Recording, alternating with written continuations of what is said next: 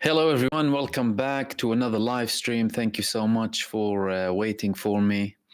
And welcome, everyone, for another live stream.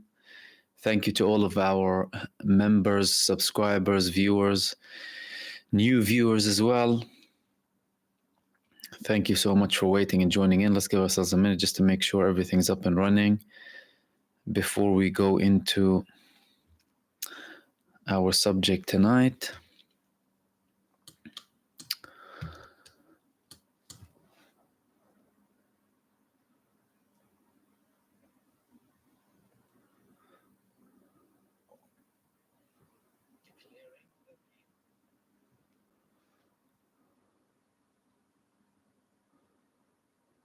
And here we are.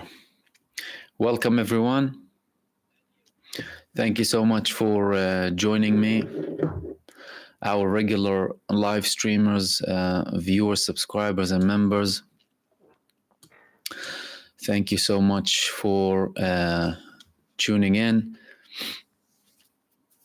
I had an interview. I'm not sure if you've seen it. I posted a couple of details on my community tab on Syriana analysis. It was a good conversation that I had with Kevork. We spoke about the one-state solution. I can see some of them already viewed it. That's good. If not, you can go ahead and watch it on Syriana Analysis channel. We spoke about the one-state solution, the current updates. I shared my vision, obviously, that I obviously shared with you several times. We spoke about the countries speaking about a two-state solution, countries speaking about a one-state solution, where things are headed. It's very important.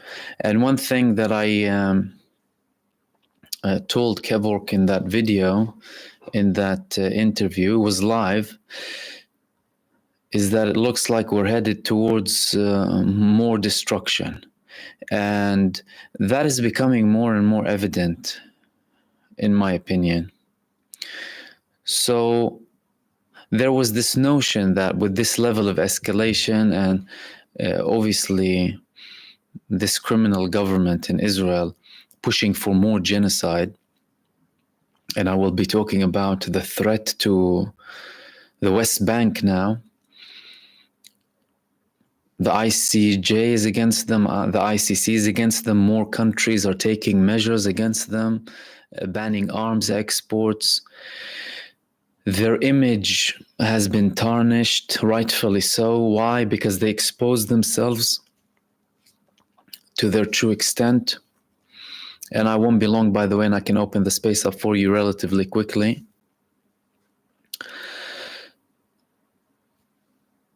They expanded this operation now. I posted a couple of videos earlier on. One of them was the video that I posted yesterday, but without images.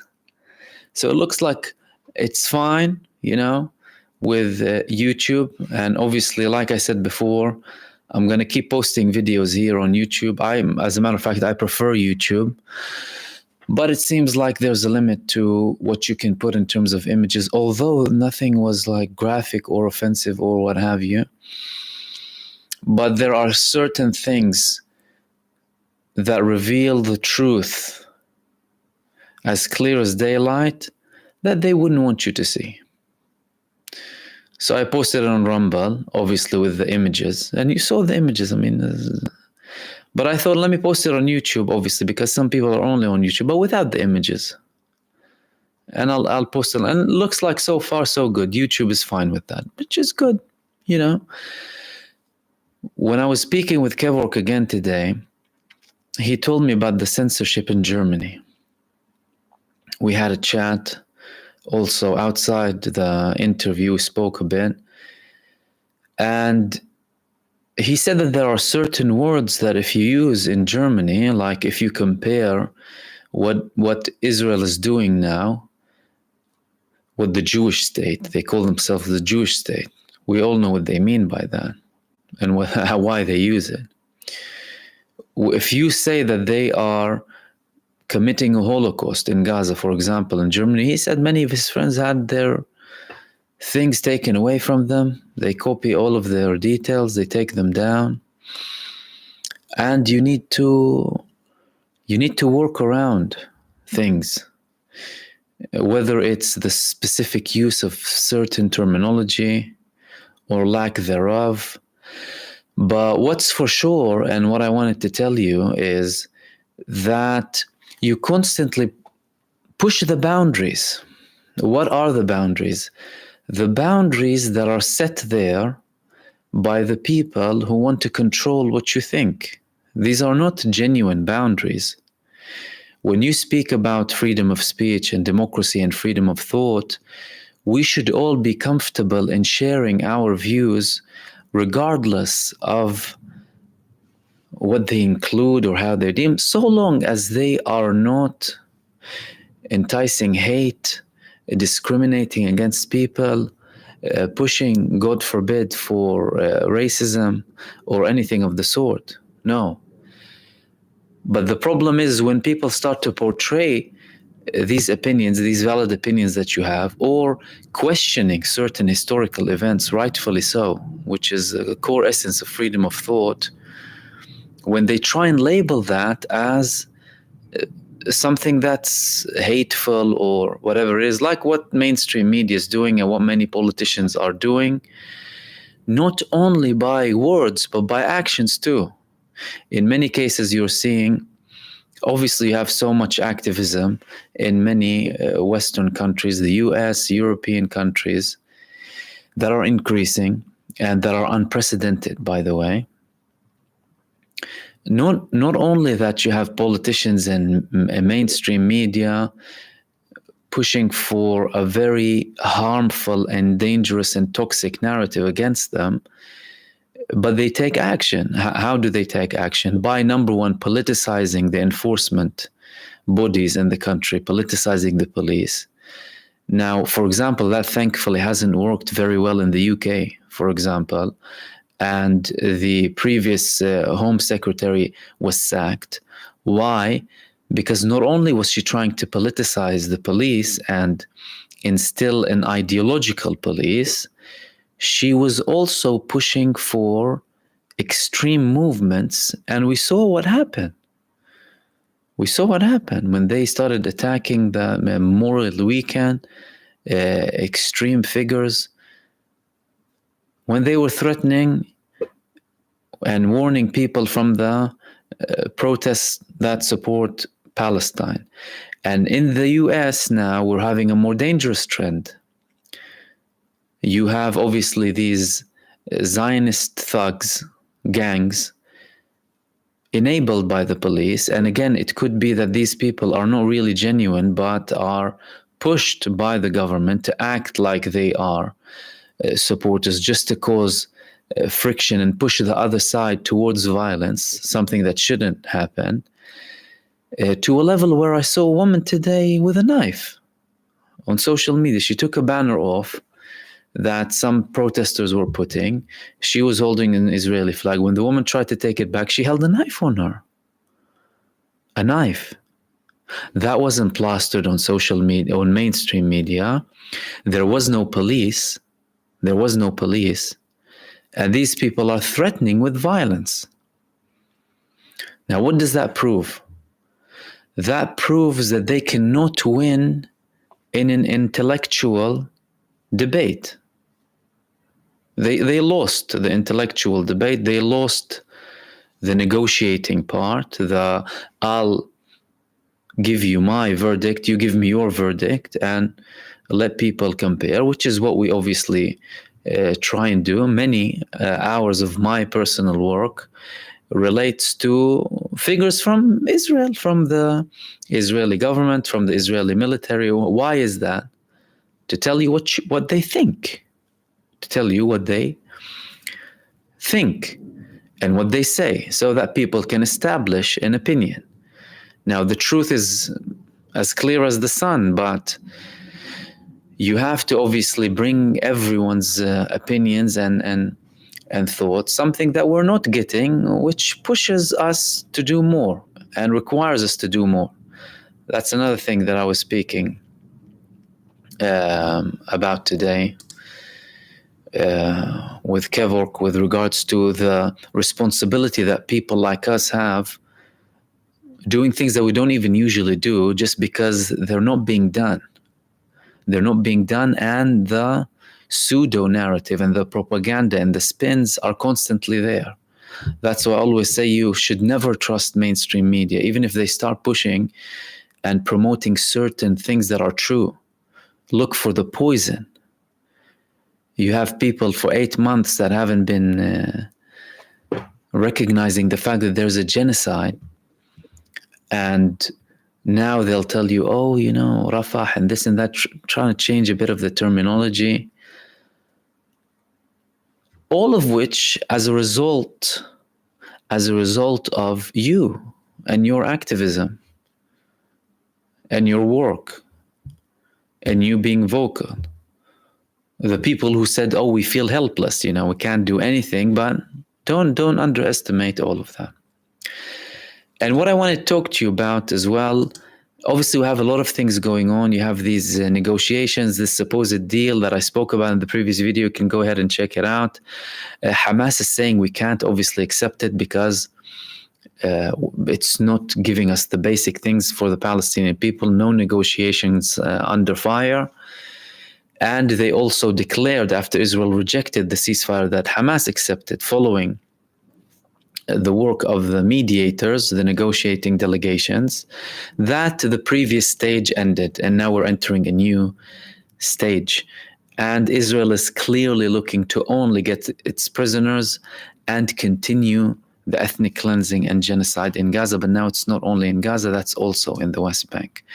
We had multiple articles today relating to the Israeli finance minister Bezalel Smotrich. One of them was published on an Israeli website called Surugim that deals with the Haredi community in Israel. They said Finance Minister Bezalel Smotrich conducted a tour of the seam line today, Thursday, during which he met with the heads of the authorities. In a statement he made at the end of the tour, Smotrich referred to the shooting incidents that took place last night. The resistance in the West Bank is increasing. You have many casualties from the IDF, and it's intensifying. And clarified, if the terrorism continues, we will turn Tul Karim into a village of ruins like the Gaza Strip. Our message to the neighbors across the fence in Tul Karim, Nur al-Shams, Shuwaika, and Qalqilia, we will turn you into ruined cities like in the Gaza Strip if the terror you inflict on the settlements continues. The terror against the citizens of Israel must stop. He also continued, the message to the citizens of Israel is that if, God forbid, a Palestinian state is established, you know, we always talk about the people talking about a two-state solution, and you're having people in power and the opposition in Israel. No one wants a Palestinian state. So what are we talking about? That was another argument for a one state with full equality, because you're talking about people who are refusing to have a Palestinian state anyway, going against every single international law and looking to expand their neo-colonialist, settler, violent project. And enabled by the enlightened Western democracies that bang on about human rights 24/7. He said if a Palestinian state is established, God forbid, what happened in the settlements surrounding Gaza on October the 7th could happen here as well. This thing will not happen, and I'm guaranteeing will not happen. We will be crippled by terrorism. We will continue to rule Judea and Samaria in reference to the West Bank. This is how they call it. This is the security belt of the settlements along the seam line and the large cities that are west here within the state of Israel. Bezalel Smotrich, in case you don't know, is the same man who wants to expel all of the Palestinians, including the Palestinian citizens of Israel. 3 years ago, he had a verbal confrontation in the Israeli Knesset with a Palestinian MK in the Israeli Knesset, where he told her that Ben Gurion made a mistake with you in 1948. Ben Gurion made the mistake. He shouldn't have left anyone. and you're talking about the finance minister, someone in power. So this person has an ethnic cleansing ideology and genocidal ideology embedded in him. So it's not just Gaza. Number one, it again clarifies their real intention here, which is ethnic cleansing and changing the demographics so that they would have Jewish demographic superiority, something that Zionists always worried about, because they are a supremacist ethnocratic state, a violent supremacist ethnocratic apartheid state.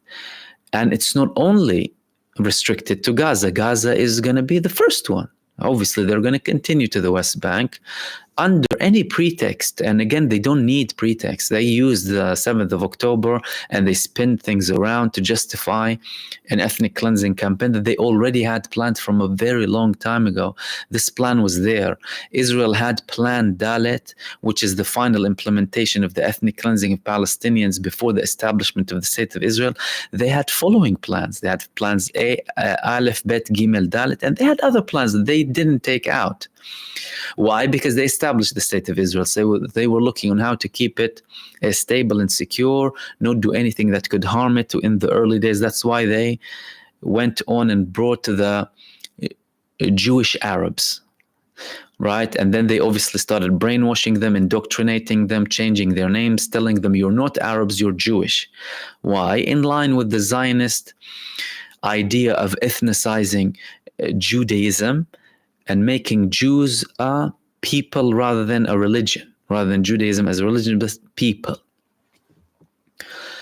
And obviously that comes with the terms anti-Semitism and how it's politicized and weaponized at the moment. The IHRA definition of anti-Semitism, 7 definitions out of 14 include the State of Israel. All of that is deliberate and very well calculated. So you're talking about genocidal maniacs who are not looking only to ethnically cleanse the population in Gaza, although they're failing. They're looking to ethnically cleanse everyone in Palestine across all of the territories. This is what I wanted to talk to you about in this video, particularly Smotrich and his statement. Let me open up the space up for you and share some of your comments and any questions if you have. Firstly, Chocolate Pudding and Francis Fitzgerald, thank you so much for your super thanks. Chocolate Pudding is asking, is there a chance they can try to invade Egypt since their troops are so close to the beloved land? Also, Lebanon attempt invasion. I don't speak dementia fluently, but I think Biden mumbled something about Lebanon too. Yeah, I agree with you. It's very difficult to hear what Joe Biden has to say. And it's not only him. Have you seen Mitch McConnell? The man freezes. The man freezes. And supposedly he was one of those people who sent that threatening letter to the ICC prosecutor. I wonder who wrote it for him. But then luckily we have Track APAC website saying exactly how much they got for lobbying for Israel and sending this letter. And we found out that these 12 senators got just over $6 million just for that letter. Kushti business, this APAC stuff. And Manuel, thank you so much for your super thanks. With regards to Egypt, absolutely, Israel has an expansionist plan that includes Sinai. Listen, when they occupied Sinai, which led to some people in Israel, not many, but some people in Israel, to question the state of Israel on its own, seeing as Israel decided to continuously control Sinai. What are we doing there? We established our state and we had this supposed defense war because we had Jamal Abdel Nasser in Egypt. And what are we doing exactly? We had a hostile government in Egypt. We had to. Then, when they had to withdraw after the war in 1973, which obviously was during an agreement that they had, the Camp David Accords with Egypt, it's not like they lost their desire to control Sinai. It's just that what happened to them is what happens when they're met with force, the language that they understand, the language that they proved that they only understand. They withdrew, but that doesn't mean they didn't have plans to recapture that, and that doesn't mean that Egypt was naive to such plans. That's why part of the initial part of the agreement to this day, although now it's completely been disregarded, was to have a demilitarized Sinai. Why demilitarize Sinai? So that if they want to capture it one day, it would make life easier for them to capture it, so that they don't have to face an army in Sinai. In recent years, however, and increasingly more after the 7th of October, Egypt started having way more forces in Sinai. Heavy equipment, over 100,000 troops, field hospital, everything that they need, really. And I spoke about the analysts from Israel, from the Military Intelligence Directorate, particularly Eli Dekel, saying that Egypt has over 60 attack tunnels. Some of them are like 10 meters wide, to prepare for a future battle with Israel and try and hinder any Israeli attack. He admitted during that article that I spoke about several months ago that Israel has plans to attack. So while he was, because he monitors and he studied Egypt for 60 years and he monitors infrastructure in the Arab countries, why would he say they're having these tunnels as attack tunnels to potentially counter an Israeli strike? Confirming that Israel might have a strike in Sinai. Why would they have a strike? In the same manner that they have strikes in Syria and Lebanon and other parts, even when we don't have a war, just because they're defending themselves? In Sinai is to control it. That's why in Lebanon as well, they didn't leave up until they were met with force. Same with Gaza. So they definitely have a plan.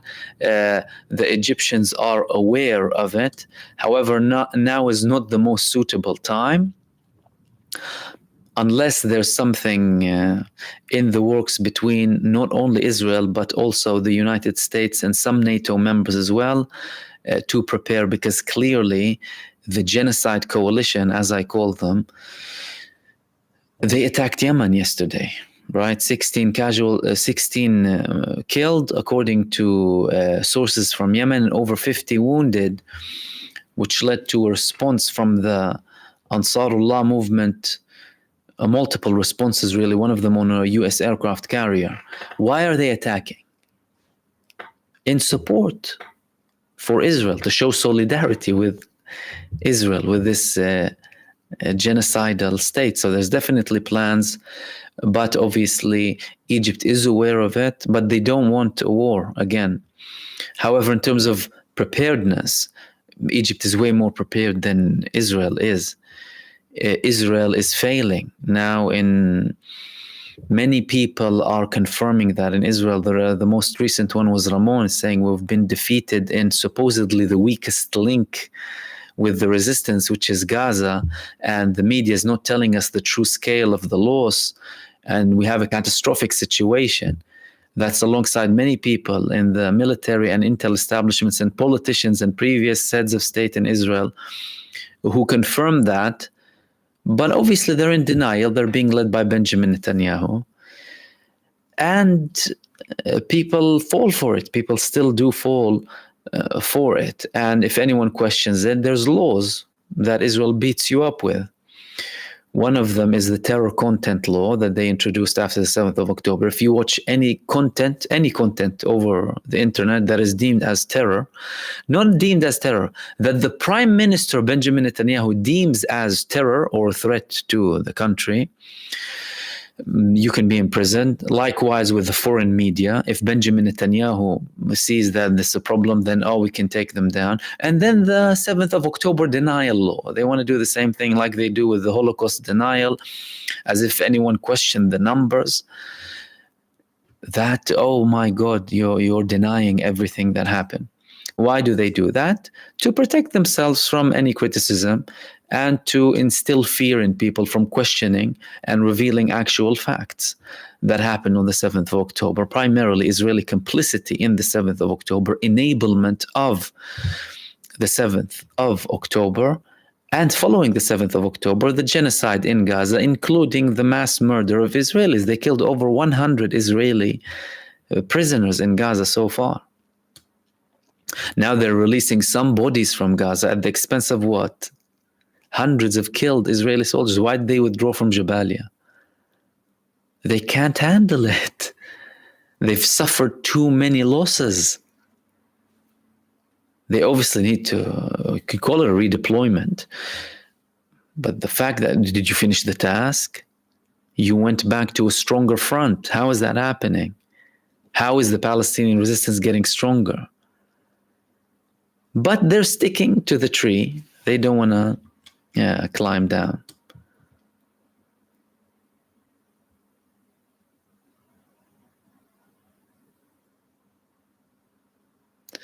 Kate is saying Israel is threatened to flatten West Bank. What will Hezbollah Hamas do to prevent West Bank to be another Rafah? Israel really blew up a tunnel in Rafah. Look, what Hamas and Hezbollah, they can't really prevent a massacre. From what we've seen so far, even the resistance movements, they cannot prevent a massacre. They can resist a massacre, like what Hamas is doing in Gaza, resisting the attempts of massacre. Israel is conducting a massacre and punishing the civilian population because they have no ability against the Palestinian resistance, because they're a failed army and a failed state, and their soldiers have no will to fight, and they're running away. Tens of thousands of casualties. And what are they going to do? But if they decide to do that in the West Bank, it would escalate things further. Like Israel has two options now. Number one, reach a deal, which will be temporary, and bite the bullet, admit that you have been defeated, because any agreement would mean a win for Hamas, and they're trying to avoid that at all cost. Or continue this genocide. Question is, up until when? This is a war of attrition now, officially. What's happening? Israel can't handle a war of attrition. The economy is done, is roasted. Israel relies heavily on the economy. They call themselves a startup nation, a tech nation. Now all of these people are reservists. Now many of them don't want to come back, that's true. And many are getting exemptions and they're suffering. That's why they're trying to apply more pressure on the Orthodox community to recruit to the army. But that's failing as well. And did they blow up a tunnel in Rafah? They claimed that they did. And mind you, everything that they say you need to take with not a pinch of salt, but 2 bowls of salt and 2 further bowls of chili. And they're trying to do that to put pressure on Egypt.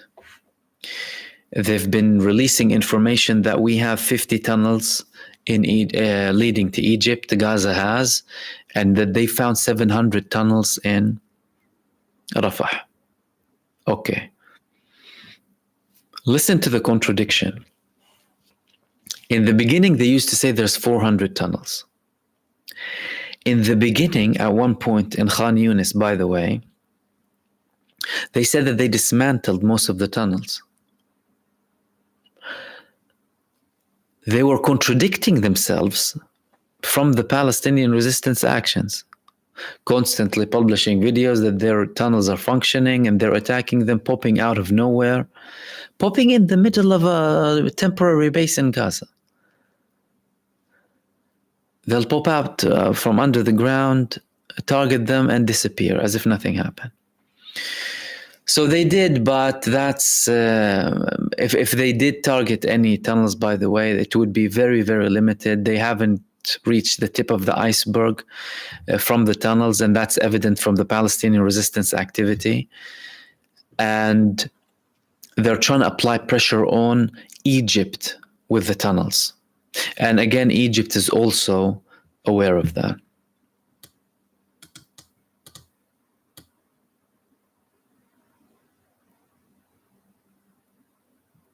Kyle Lynch, Interesting. If no one in Israel wants a two-state solution, how would a one-state be possible? It would be possible with actions being taken against Israel. You see, Israel is only surviving to this day as an apartheid supremacist regime because it's being enabled. Lift the US support. If you only lift the US support of Israel, they wouldn't survive. They would not survive. That's why in many cases the countries that support Israel are worse than Israel. The US administration is far worse. And I gave an example previously. It's as if you have a psychopathic murderer sectioned, and the US is the warden. They know the man is psychopathic and has a history of mass murder. And they'll give him the keys to unlock the door and give him another key to a room full of weapons and also tell him, oh, go outside the road, cross the road. There's a shopping center full of innocent people. Who's worse, the psychopathic murderer or the warden? The warden, knowingly, because they know. Supplying a psychopathic lunatic with destructive weapons, which are proven to be used against innocent civilians. 15,000 children. More children killed by Israel in the past 8 months than children in the global conflicts combined in the past 4 years.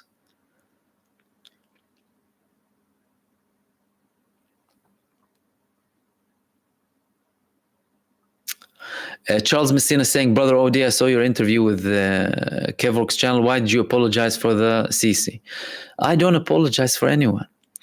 I give people my observation. You see, many people translate it, and I'm assuming you do as well.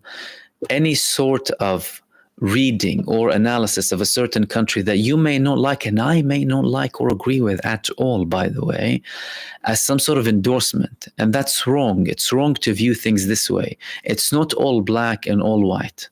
So you can disagree to the core with a certain country and its position, yet still say something if it did happen. For example, in the case of Egypt, obviously they didn't prevent the genocide. And you can say it's shameful that they and other countries didn't go in and prevent the genocide or threaten Israel or take a level of action to try and stop it at least. However, on the other hand, they did not with the case of the ethnic cleansing. And when they were facing pressure from Israel, from the US, from Britain, from France, from Germany to open the borders, give them billions, take all of the refugees, and even giving them confirmation that they'll take some of them, they did not submit to that. That's a fact. That is a fact. And I say that. And again, that doesn't have to mean that I agree with them. Even if you talk about the resistance or Iran or whatever, if you say that they're doing something good or in a certain case exercising their right, their legal right, their human right, and their divine right, whichever right, does that mean you endorse everything you do with them? No. But what I'm trying to advise here and push for is an understanding, and that understanding comes from an observation. You will listen to people who you like, who you don't like, who you agree with and who you don't agree with, because it's my responsibility for the people and viewers who listen to me to deliver the things that I can see. And again, am I right in everything? No, I'm not. I'm a person who makes mistakes. I'm just sitting here observing something, trying to do my bit to promote the actual truth of what's happening and giving my analysis and input on it, because there's so much misinformation, propaganda everywhere, primarily on mainstream media and with politicians, and even on social media, people acting like they're intellectuals when they're really pseudo-intellectuals and propagandists, by the way, cuddled up by the Zionists and our Zionist lapdogs. And I'm just doing my bit.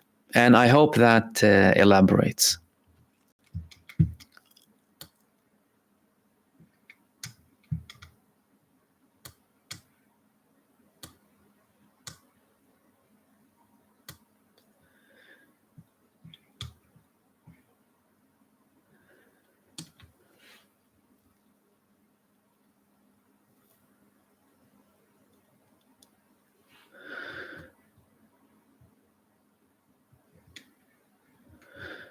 CS saying Zionists are mass donating to Trump right now. You see, Trump is just as bad as Biden. Remember when Trump was in power? He moved the embassy to Jerusalem. He was supporting them. We know who Donald Trump is. Don't let Donald Trump and his populist garbage fool you, by the way. You might have some sort of policies that are different and what have you. When it comes to Israel, they prove that they're the same. Trump and Biden and Kennedy. I was surprised personally by Kennedy, by the way. Irene Z, Brother Mahmoud, do you have a plan B in case they shut down YouTube and all platforms? We have to plan ahead. We have to make a Telegram's channel, have Zoom meetings, etc. Look, the way I personally operate is as follows. You obviously have plan Bs. That's why I have accounts on different platforms. However, you work to deliver the message within the limits of what each platform allows. And again, I'm not the type of person who will sit down and complain 24/7. For example, if you talk about YouTube, right? There are certain things that they won't allow. I'm not going to sit here and complain. They're allowing me to post these videos so far. You might have 1 million things to say, suppressing, not pushing, comments, shadow banning, all of that. We can speak for a very long time, okay? But I'm not the type of person who will sit down and complain. I will try and work my way around things and work within the scope, within the capability, within the systems in place, the regulations and whatever, what have you, for each platform. That's why now that video that was taken, I publish on Rumble, right? And again, I remind everyone, please go and follow me on Rumble because I will have exclusive content only on Rumble. Clearly, there are certain things that need to be presented in a specific manner, and if that's not allowed here, it will be allowed on Rumble. So I'll do that on Rumble. If something happens with Rumble, we'll move to another platform, right?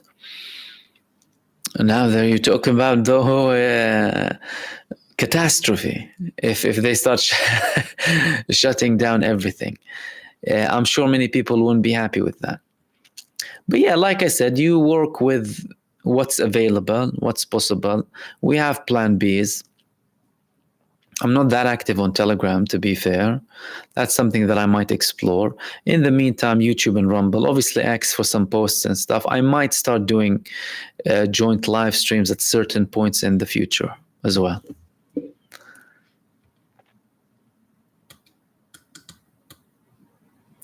Zelda, I really like that. You said, I guess to oppress people, you have to oppress your own people too. Absolutely. Oppress them how? By manipulating them and terrorizing them. Manipulating them through mainstream media that's there to only spread lies, not to enlighten people or anything as such. And terrorize them by instilling fear. How do you instill fear? By demonizing someone and criminalizing them and take them out of the law, right? Make them illegal. And the other side, no matter how genocidal and criminal they are, they're fine. Cover up in any way, shape or form. And also, when you oppress your own people, you oppress them by killing them, by sending them to die for political and corporate greed, under slogans that you're fighting something bad and you're saving freedom and democracy. What was saving freedom and democracy in Afghanistan and Iraq? Do you even practice democracy and freedom? When you introduce more and more draconian laws and measures to suppress people talking independently and speaking independently. And that's a question. Like I always talk about democracy. The fact that I'm sitting here talking shows that there's a level of democracy. Absolutely.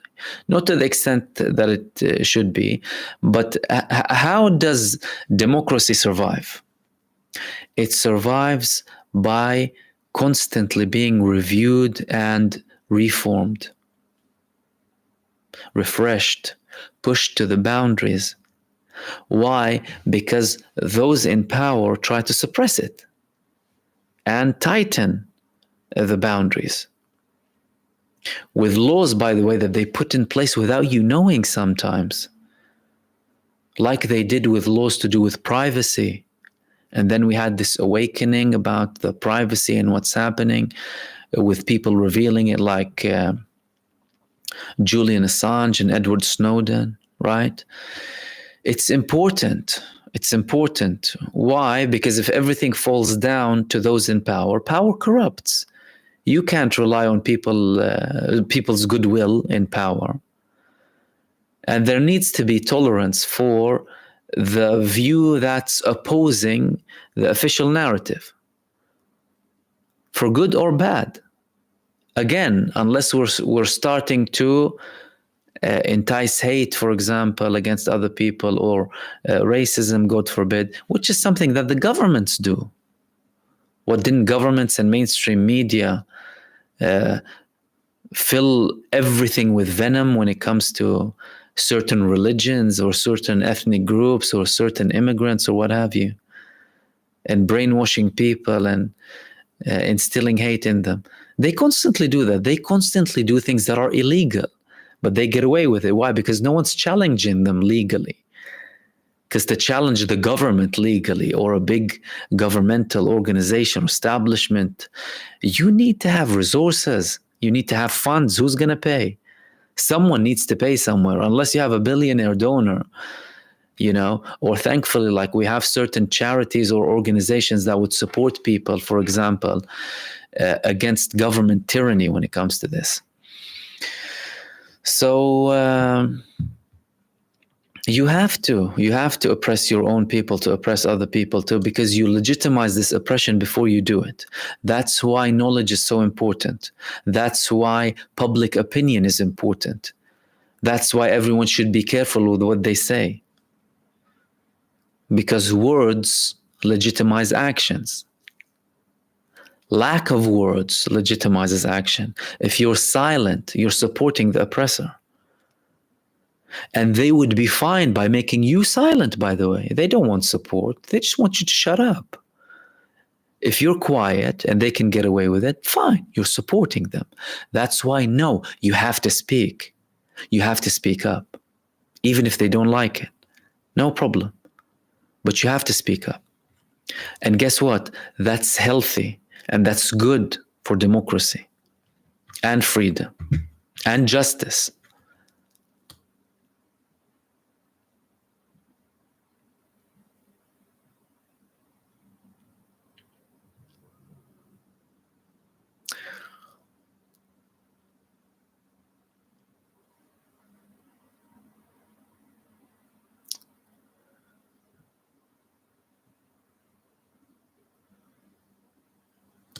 Zelda's saying no one believes the ceasefire deal until it actually happens. Each time Satan and they don't said they don't want a deal. So nobody believing Biden anymore.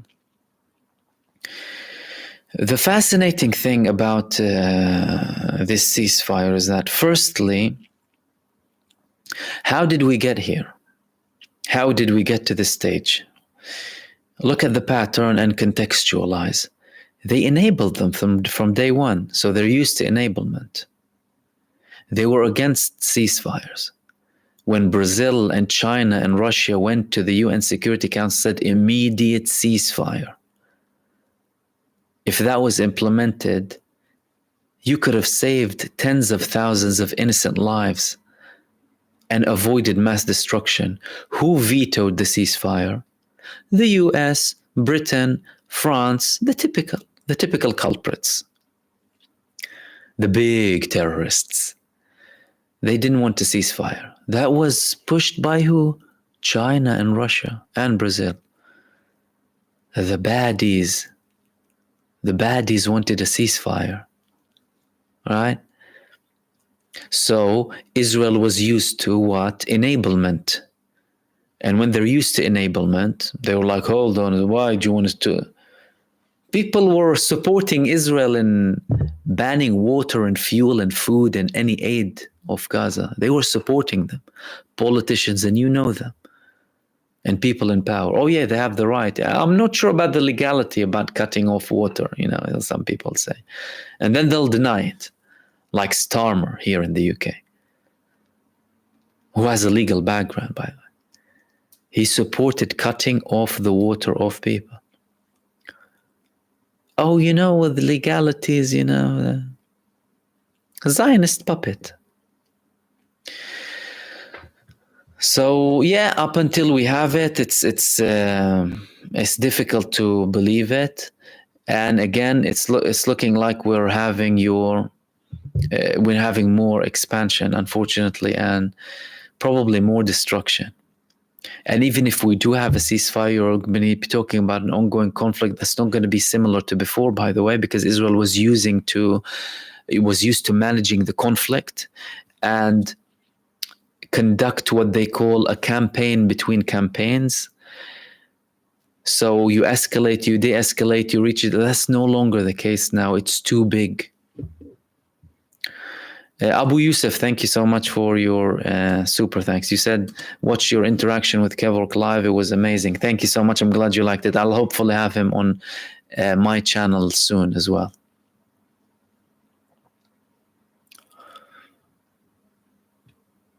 Amir, remember hospitals, schools, camps, mosques, churches, water wells, wheat factories. I'll add. What do you want me to add more? Every lifeline.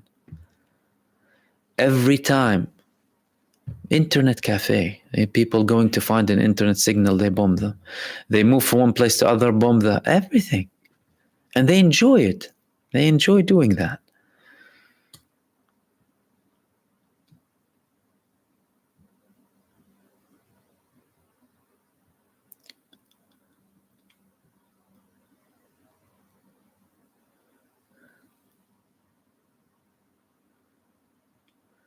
Jake Blue is saying, who thinks accepting a temporary ceasefire is a good idea in exchange for giving up the hostage guard? Nobody is sensible.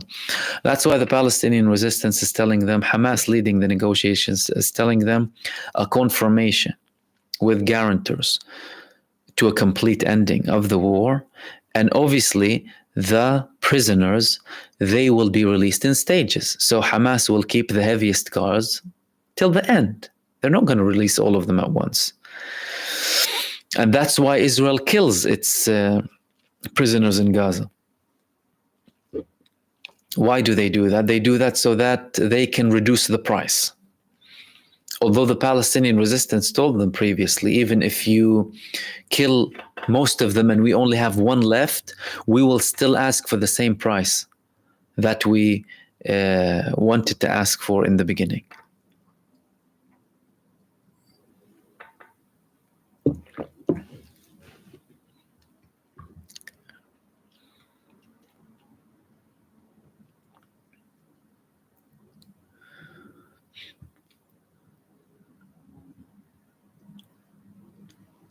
Bismarck saying the US is worse because they preach democracy and to be the good guys. Israel at least never hid their genocidal intentions.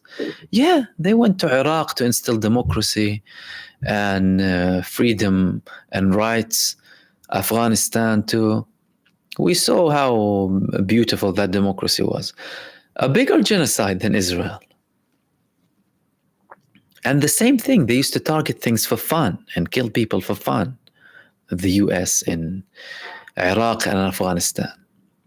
And remember, how did it start? By dehumanizing them. By telling you Islam terror, Islam terror, Islam terror, and having people with beards and dehumanizing them in the eyes of the masses, so that when any person sees the image of a dead person who is deemed to be like this, right, that they don't sympathize. Why? Because they dehumanize them. They dehumanize them.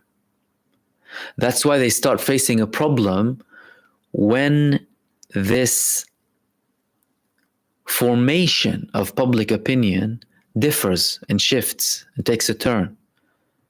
Because hold on a second, I'm no longer viewing them I'm viewing them for what they are, human beings, innocent human beings. Therefore, the justification is no longer valid. And that's very evident now in Israel. It's collapsing, this narrative. And they're finding it more difficult to justify what they're doing. Why? Because they're not hiding their genocidal intentions, like you're saying, whereas they used to at least hide some of it before. And it's good that they're not hiding it. They're blatant about it. They boast about it.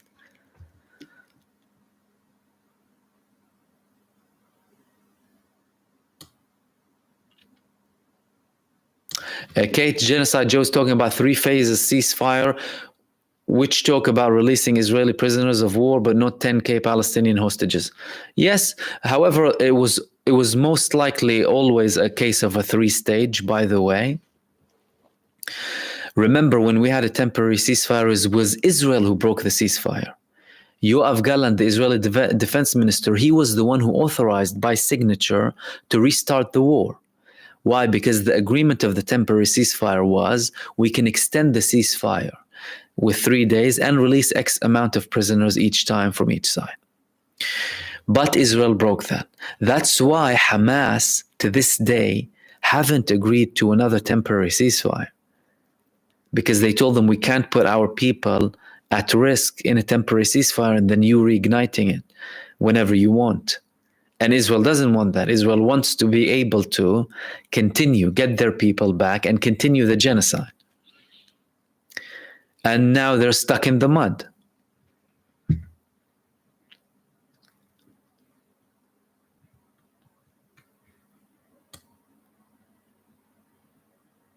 Tashi commented, the Diaper Force lose in Jabalia since they withdrew there. They suffered massive losses in Jabalia. We've seen actions from the Palestinian resistance that was even bigger than before. And that led to many people in the Israeli army feeling so defeated and demoralized and depressed. Because to them, it was an area that their government told them, that's it, we're done. We dismantled them. Although many of them who actually operated there knew that as they were leaving, they were still met with resistance. So imagine 8 months in, these people are shattered and no one to replace them, no more people wanting to join the army, and they have to go back and serve there. And they're met with this and they die and they get killed or get disabled or severely wounded. And again, that withdrawal could be a redeployment again or to get more people in. But fact of the matter is, if you are conducting an operation, a military operation, as you're claiming, to dismantle Hamas, only Hamas, as if there is no other Palestinian resistance, by the way, that's secular even, like the PFLP, then why are you withdrawing? Why are you withdrawing? Clearly, you're failing. You're unable.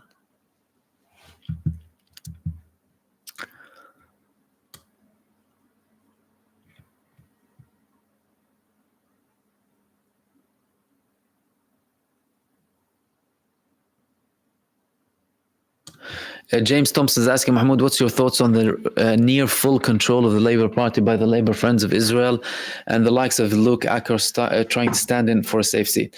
Look, the Labour Party is rotten to the core, the Tory Party is rotten to the core, and the Lib Dems are rotten to the core. If you would like to vote, you vote for anyone but them, based on read their manifestos, read their plans, see their views. If you obviously care about Palestine, look at what they said from the beginning until now, from the early days, by the way, go back. And obviously they're trying to, many of them will try and say certain things to appeal to the public. Fact of the matter is these parties are rotten to the core. Similar to the Democrats and to the Republicans in the US, this 2-3-way system proved to be a massive failure.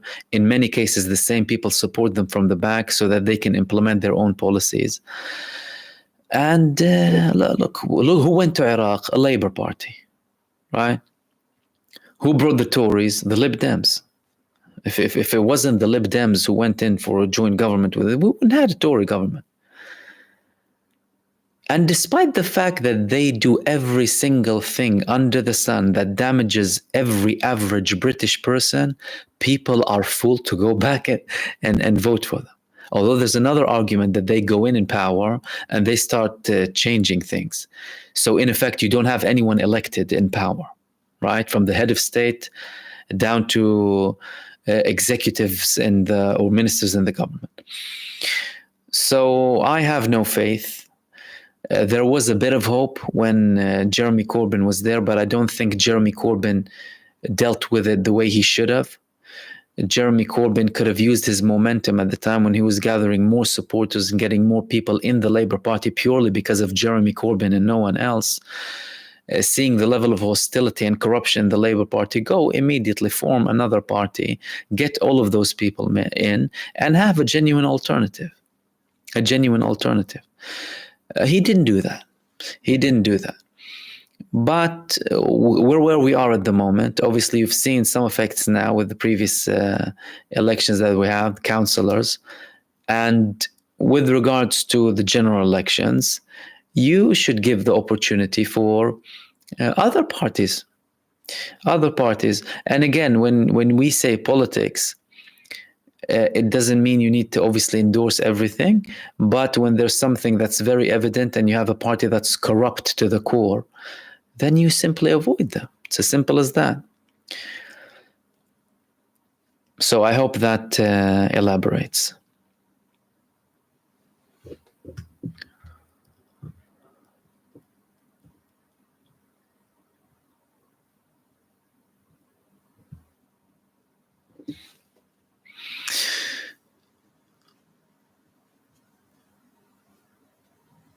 Swatros, why was there no condemnation from Rishi Sunak and Biden regarding the Rafah massacre? The same reason that they didn't have a condemnation for the early massacres. It's because they sympathize with Israel and they support them. They're an extension of Israel. Why did they not condemn the massacre, all of the massacres before? Every day Israel was killing 1,000 a day at one point. It's not that they weren't condemning them, they were supporting them. And if someone would tell them civilians are dying, say they, collateral damage, and Hamas hide between civilians. So there's nothing surprising there. And again, how do you change that? It's by taking these people out of power, punishing them in the elections. They shouldn't have a chance, even if they change their tone now. Like, since when was Blinken worried about the children of Gaza? And since when was Joe Biden concerned about the death toll in Gaza? Really? Just before the elections? After Israel already killed the majority of them? Why are you doing that? So let no one be fooled by that. And even despite all of that, they're still clear in their position.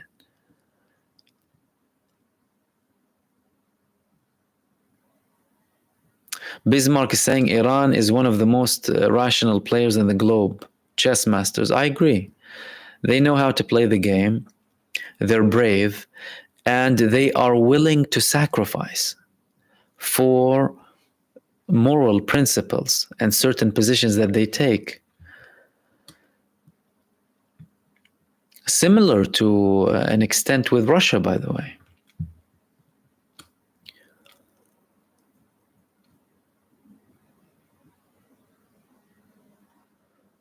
And Blueberry, welcome as well, and thank you everyone else for your comments.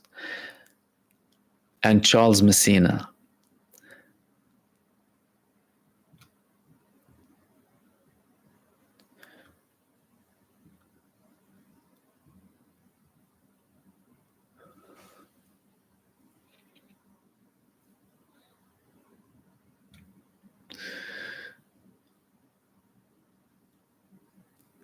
FP saying thought police have been employed in Israel. Next day they will limit which direction you can look in. They want them to be invisible. Yeah, look, they always talk about Israel being the only democracy in the Middle East. Number one, ignoring the fact that they call themselves a Jewish democratic state. Bizarre, and how can you relate the two with what you're translating Judaism as anyway? That's number one. So a Jewish supremacy and a democracy. How does that work exactly? Secondly, we're democratic because we have people, and we have Arab citizens and this and that. We saw it. There was a small protest today in Haifa, and they barged in. People were peacefully protesting, and started hitting them and imprisoning people. Barbarism.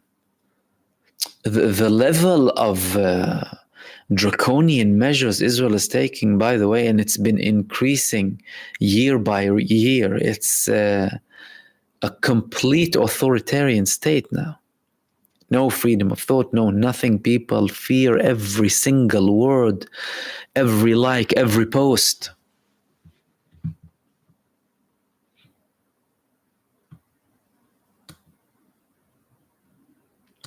Jake Blues, it is said that power corrupts with absolute power corrupts. Absolutely. I say replace the word power with money.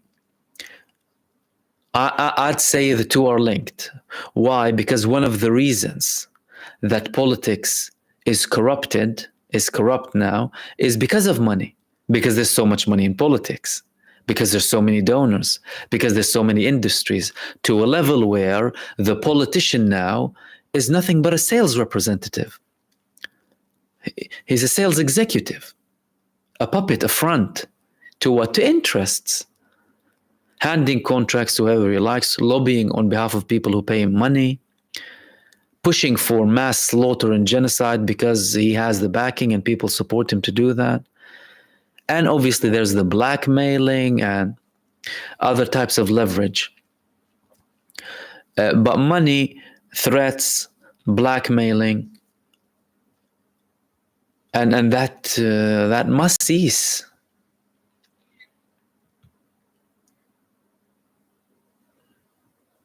Springs, the American public believe that they decide by vote who will be the next president of the United States, although AIPAC would strongly disagree with that belief. I would, yeah, absolutely.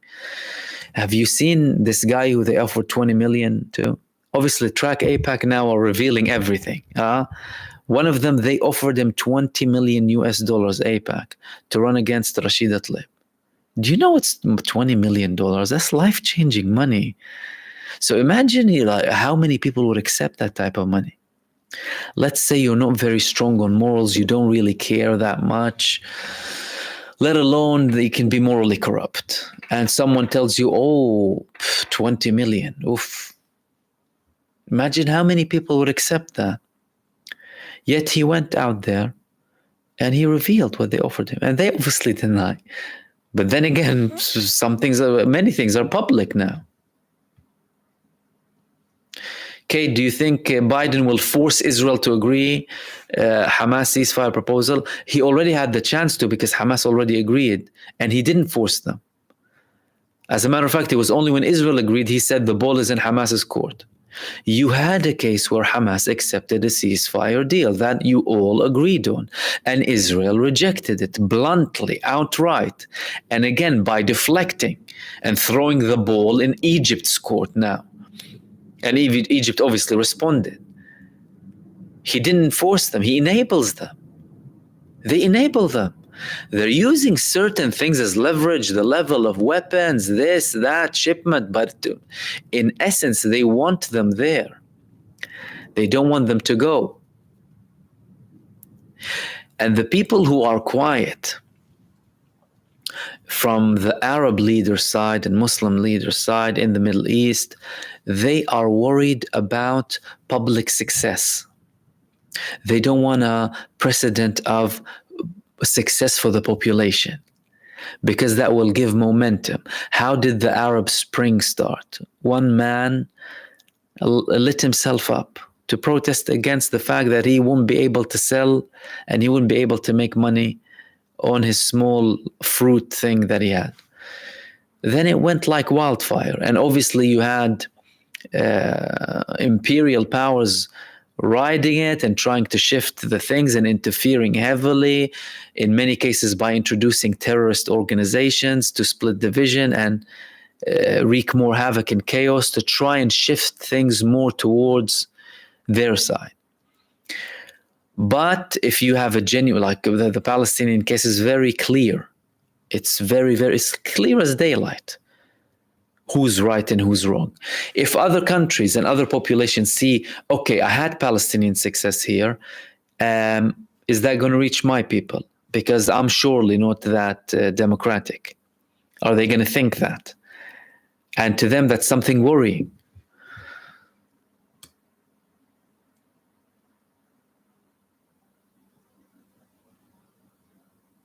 Tangerine Sky, America is not a democracy, it's an oligarchy, according to a study done in 2014 by 2 American universities. Yeah, I mean, what is oligarchy reserved to Russia? Money controls the US. I mean, many people said that the US is a corporation, it's not a state. And we're numbers, like we're barcodes in the game.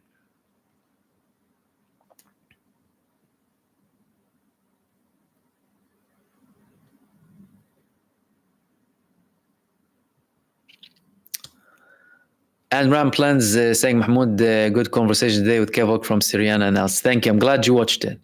For those of you who haven't, I posted links on my channel. You can go ahead and watch it after the live stream or tomorrow.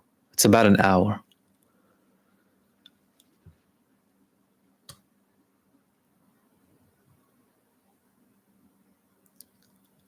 Jake Blues is saying Starmer is a so-called socialist who wants to be called sir. That says all you need about the man of the people. Indeed, it's a fake.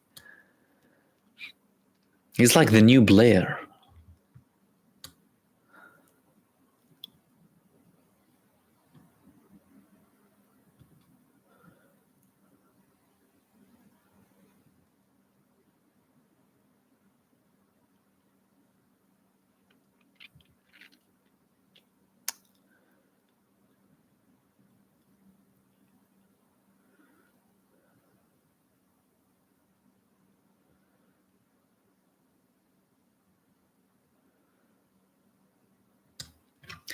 Marvin is asking me, question of Pastor Isaac from West Bank. He was, you're asking me to have him. Yeah, potentially. But yeah, I heard him, Isaac, Mundhir Isaac. Very good to listen to him. And you can get an idea about the Christians in Palestine. And he's from Bethlehem, the birthplace of Jesus, Isa, peace be upon him. But again, that's the thing here. It's not as if their Christian counterparts in all Western countries support them. Clearly not. They don't view them the same thing. So Israel targets Christians daily. And that's why we say it's not about religion. It's about human rights, right? Because how many churches were silent about what's going on, or religious leaders? Many. And not just in the Christian world, but in the Muslim world. In the Muslim world, you'd be surprised. You'd saw scholars going against the Palestinians' right to resist, even.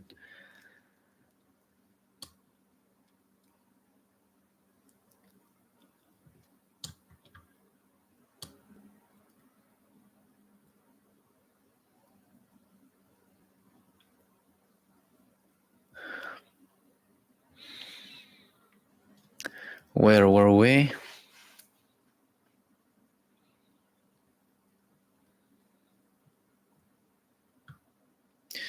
Donna Vorse, or Vorse, sorry if I mispronounced that. Money is the god that they worship here. Indeed.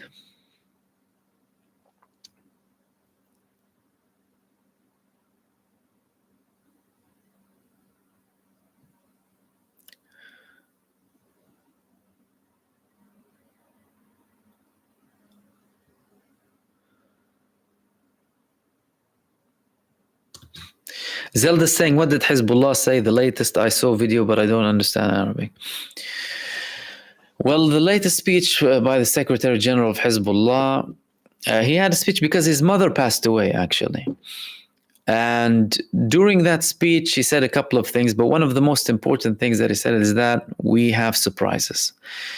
Recently, they've had multiple statements from Hezbollah, including the Deputy Secretary General today. His name is Naim Qasim. He said that Palestine will not be liberated by negotiations or by politics. It will be liberated by resistance. And obviously that confirms something that Hezbollah were very clear about, the path of resistance to, because they know Israel and they have experienced them in Lebanon. They've been resisting since the early 80s. Now, with the surprises comment, because many people, when they hear Nasrallah saying a certain word, they will obviously take it seriously. Rightfully so, because the man sticks to his word, really, and many in Israel believe him more than they believe Israelis, like in 2006, right? They used to believe him more, and now they're listening to the Palestinian resistance more than they listen to their own leaders. And they see people clearly showing them what's happening, whereas their leaders are lying to them, from the military, from the politicians. But it's the surprise element, and obviously the days will come and they will reveal what we're talking about exactly, especially if we see an escalation. Israel reportedly is preparing for an escalation. They've had very big drills recently. However, if they reach a diplomatic solution or not, that the days will obviously reveal that.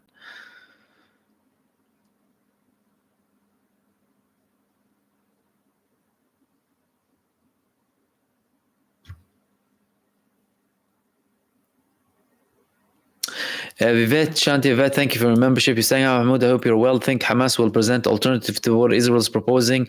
Also, is there a continued stalemate? How long they can continue to repel the IDF? Well, Hamas is not an alternative. Hamas is a response. And how you establish that is by realizing that you have a virus. You have a problem. You have a disease, and Hamas is the antidote or the side effect. Hamas, they're the Islamic resistance movement, they call themselves. Resistance to what? But this is what people need to ask. Why are they resisting? We know what they're resisting. You're seeing what they're resisting. Do I need to elaborate? Obviously. We know what they're resisting. So Hamas is a response to a virus, an antidote, a side effect, whatever you want to call it, to oppression, occupation, violence, killing, murder, genocide, racism.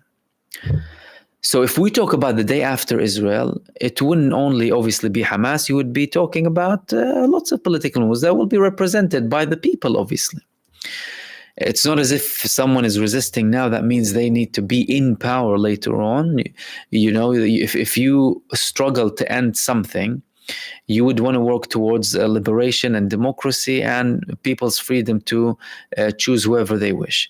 With regards to how long they can continue, well, look, they've improved 7 months, 8 months into a genocide, a brutal military campaign. What would make anyone think that they wouldn't be able to continue afterwards, by the way? It's Israel that's struggling to continue, not Hamas, by the way. They're based, they're in tunnels, they have a lifeline, and they're resisting. They have nothing to lose, right? But they lost everything already, technically, all the material stuff. What? They lost their houses, they lost their families, they lost their children, their wives, their women, their parents, their grandparents, their family, whole families. Over 120 families were wiped off the face of the earth in Gaza. Do you know that? All of them, as in all of that family is dead. Israel killed them. With the missing people, approximately 45 to 50,000. If they survive that and they're getting stronger, and Israel is getting weaker and more divided and less militarily capable, only by what's published, by the way, even if we don't continue and analyze everything to the T, then clearly they have a very strong capacity to continue, a very long breath. Whereas it says Israel and the Israeli army that's struggling.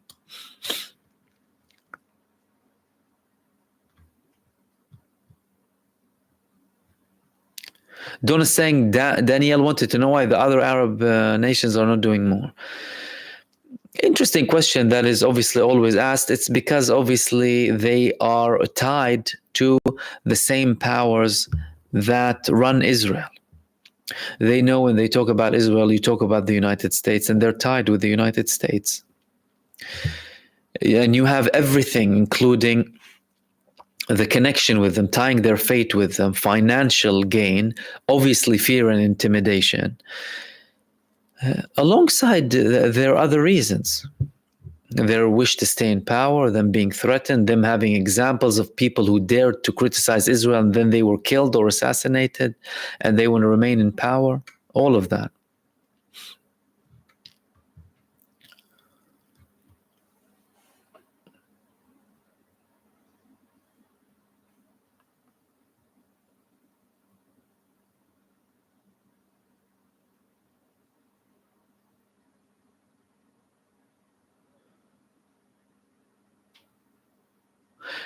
Charles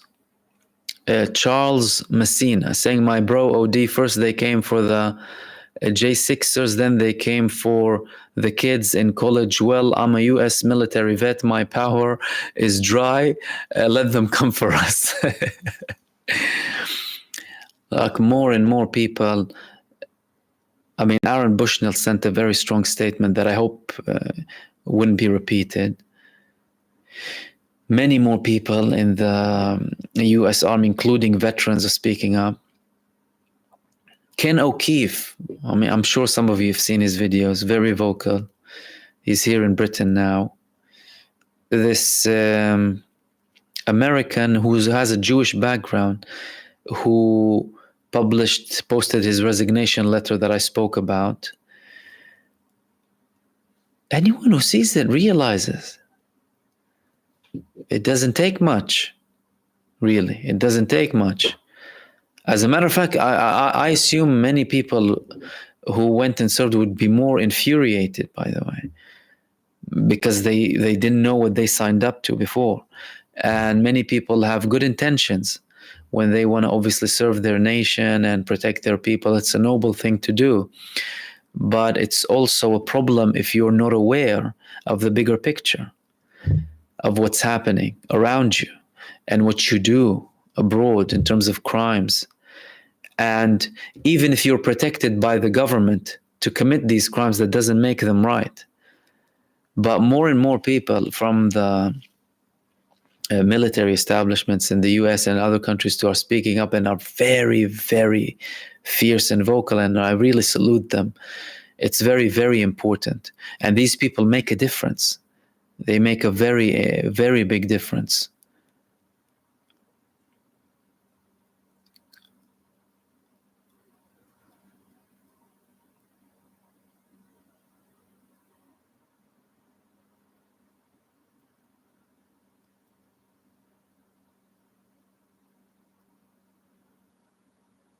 And John Klein, I'll finish with John Klein's question. John is saying, when the convicted felon Trump becomes president, do you think he'll be worse than Biden? I tell you one thing, he wouldn't be better than him. He will not be better than him. And he elaborated and clarified his position. And he clearly hasn't changed when it comes to Israel. He has his own feud with Benjamin Netanyahu, and I'm not sure how much that would affect his view on Israel as a whole. And I don't believe him. Like, he's not a person to be trusted, Donald Trump. And again, with voting, and I don't endorse anyone, I'm a person who's not affiliated politically. But with regards to voting, obviously the big ones, the major ones, they shouldn't be voted for, And in the US, you have a couple of alternatives. And Donald Trump is definitely no alternative to Joe Biden. And we'll wrap it up there. Thank you so much, everyone, for joining me. Thank you for the members. Thank you for the subscribers, moderators. Thank you for everyone who sent super thanks. Chocolate Pudding, Francis Fitzgerald, Manuel, Abu Yusuf, and Fadi Awad. Thank you so much.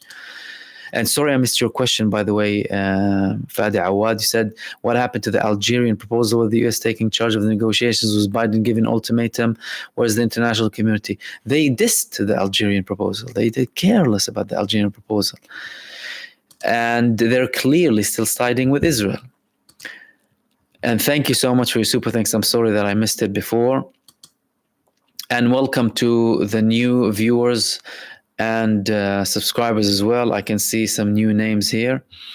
Apart from that, if you haven't watched my previous videos, go ahead and do watch them. And as always, I enjoyed my time with you. Thank you so much for joining me. Hopefully, I'll be with you tomorrow, similar time. Apart from that, enjoy your weekend. Have a lovely night. Relax. And peace be on all of you. Salam, everyone.